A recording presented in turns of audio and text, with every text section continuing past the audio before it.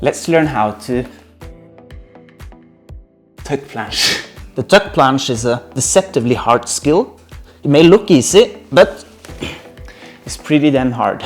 It is your first milestone towards the full planche, but in my opinion, you don't need to have the full planche as a goal in order to get use of the tuck planche. The strength and the scapular awareness you get from the tuck planche is super relevant for handstand skills such as press to handstand or even the stoller press, and it's also very useful for many other kinds of movement training. The tuck planche in your pocket, you will also be able to create pretty cool sequences and moves. Now in this tutorial I will teach you how to practically perform a tuck planche, what muscles to tighten and what to do with your body when you're doing a tuck planche. And I will also teach you technical drills that will help you learn this skill faster, as well as strength drills in order to develop the necessary strength for this skill. So now let's start by discussing what you should actually be thinking about when doing any of these drills that I'm about to introduce. There are a few form cues that are important in order to perform it correctly, in order to make it easier, and in order to avoid injury. Starting with the hand positioning. I recommend twisting your hands about 45 degrees outwards. This will still give you leverage to push with your fingers, but it will not require you to bend your wrist in the same way as if your fingers were facing forwards. So 45 degrees out more or less when you're doing any of these drills. Now the next important thing is straightening our elbows. So place your hands, straighten your elbows, and in order to help yourself straightening your elbows, think that you should tighten your triceps. This will make it easier. Next up is shoulder positioning. So the first thing we need to think about is protracting our shoulders, meaning pushing our shoulders forwards. In order to keep this position, imagine tightening your chest as well in order to stabilize this shoulder position. Now the shoulders should also be depressed, meaning we push our shoulders down. This is mostly in order to reduce the distance between our shoulders and our center of gravity, making the tuck planche easier. It is also about stabilizing the shoulder positioning. So with our shoulders protracted and depressed, we place our hands with 45 degrees and push down into the floor as hard as we can while tightening our triceps. By doing this, you will more or less activate all of the muscles needed for the tuck planche. Another thing to keep in mind is shooting out your back, rounding your back. This will also make your upper body shorter and will also lessen the distance between your center of gravity and your shoulders, making the tuck planche easier. It will also be easier to activate our spine extensors properly for the tuck planche, which I will get back to later. The last thing you should keep in mind is tucking your knees as close to your chest as possible. I see so many people trying out the tuck planche and their knees are further back, and this will make it much more difficult. You will make your life much more easy if you try to tuck your knees as far to your chest as possible. So now let's go through all of these, and you can practice this along with me if you'd like. And I like starting from this squat position on my toes, hands 45 degrees outwards, down directly into the ground. We push into the floor by protracting our shoulders.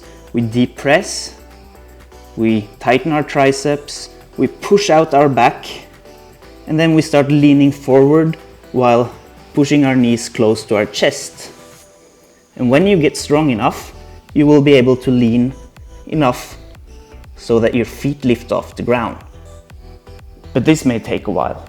So let me introduce some drills that you can use to better learn the technique of this skill as well as the strength. Let's start off with the technical drills. Now the tuck planche is a slightly technical exercise in need of a little bit of balance. Our center of gravity is very low, so compared to a handstand, the balance is much easier. But in order to grasp the sort of balance concept of this skill, I recommend trying to learn how to do a crow position or a crow stand, where you're basically bending your elbows, which will make it easier strength-wise. You're putting your knees on top of your elbows and leaning forward. At first you can still have your toes in the ground, but sort of try to lift up one or the other, and eventually both. Now squeeze your hands into the ground. That's important in order to gain control, because you use your fingers to balance the position. So push, so sort of squeeze the ground with your hands when you're doing this, and push back. Now once you learn to balance, or learn to use your hands to balance a similar position, like we did in the crow, you can go ahead and try and straighten your elbows. And in the beginning, it's easier if you place your knees low down, like this, and you lean forward until sort of weight lifts off your feet.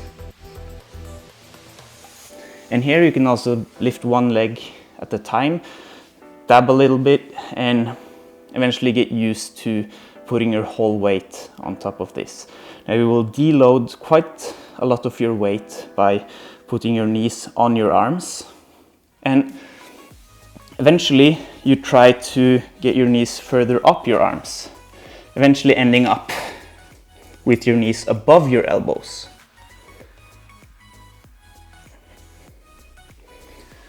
So this will sort of be a combination between a tuck planche and a crow, and it requires considerably less strength than the tuck planche.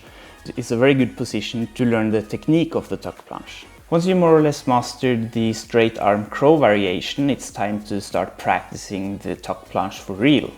And starting from this position that we already discussed, with our toes in the ground, our arms straight down, and considering all of the form cues that we've been through, you start by trying to lift up one leg at a time, and you lean as far forward as you can in order to lessen the weight on your feet. Eventually you may even be able to practice tuck negatives, where you enter this position, you lift up your butt a little bit, and then you lift up your feet and try and slowly go down to a sitting position. And you can repeat this for repetitions as well. The goal eventually will be to hold the position statically. But like I said, this will probably take some time. And meanwhile, I will teach you some strength drills that you can use to further develop your strength, that will sort of eliminate some of these technical aspects that can keep us from getting an efficient strength workout. Now, one of my favorite planche strength skills, or planche strength drills, is the pike planche presses. You basically start in a pike position, like this, and then you lean forward, straightening your hips completely, and push back up again. The closer to your legs your hands are, the more difficult it gets. And you could theoretically use this all the way to a full planche, in principle. It's not what I would recommend, but it's an excellent drill to develop the strength needed for tuck planches, and also use as an accessory exercise for more advanced planche variations. Now, when training strength, we want to keep track of our progress, right? And it's important that we have the same position every time, and that we improve a little bit every time, or at least every week or every other week or so. And in order to sort of keep track of how deep your planche lean is in these pike planche presses, I recommend using the wall and the distance from the wall in order to measure your progress. So let's say I start with 3 hands distance away from the wall. This is where I place my hands, and then I start with my head in the wall in this planche lean position and press up to the pike position. Maybe next week I won't be able to do 4 hands away from the wall, because that's quite a big difference. But you can also use your fingers, for example, because let's face it, not everyone carries around measurement equipment every day. So 3 hands and 1 finger, and the same principle start here and up and go all the way so that my head hits the wall every time. And you might even need to use smaller distances of measurement, because I felt now that the difference between 3 hands and 3 hands and 1 finger was quite large. And when doing these planche leans or the pike planche presses, it's important to also keep in mind these cues that we introduced earlier with straight elbows, the shoulder positioning, spine positioning, and stuff like that. Using a resistance band is also a great way of training the tuck planche. And I will get back to this in another video where I will introduce resistance bands as a means of training planche strength and technique in general. Now, the planche requires quite a lot of core strength as well. Not necessarily abs, but the spine extensor is quite important in the planche in general. And you could consult my other planche tutorial where I explain a bunch of different planche progressions all the way to the full planche for more information regarding the core part of the planche. And the link for this video will be in the description. Now, in my app, The Movement Tribe, I also have a dedicated program to learning the tuck planche, which I call Planche 1.